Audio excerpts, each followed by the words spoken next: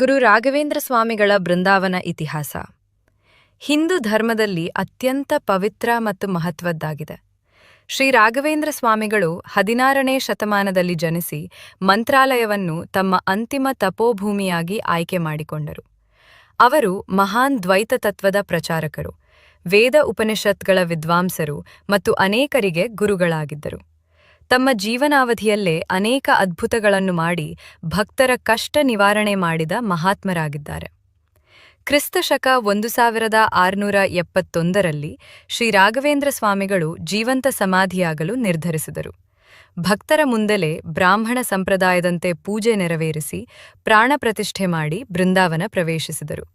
ಇದು ಸಾಮಾನ್ಯ ಸಮಾಧಿಯಲ್ಲ, ಜೀವಂತ ಮಹಾತ್ಮನ ಶಕ್ತಿ ನೆಲೆಸಿರುವ ದಿವ್ಯ ಕ್ಷೇತ್ರವೆಂದು ಭಕ್ತರು ನಂಬುತ್ತಾರೆ. ಮಂತ್ರಾಲಯದ ತುಂಗಭದ್ರಾ ನದಿ ತೀರದಲ್ಲಿರುವ ಈ ಬೃಂದಾವನ ಇಂದು ಲಕ್ಷಾಂತರ ಭಕ್ತರಿಗೆ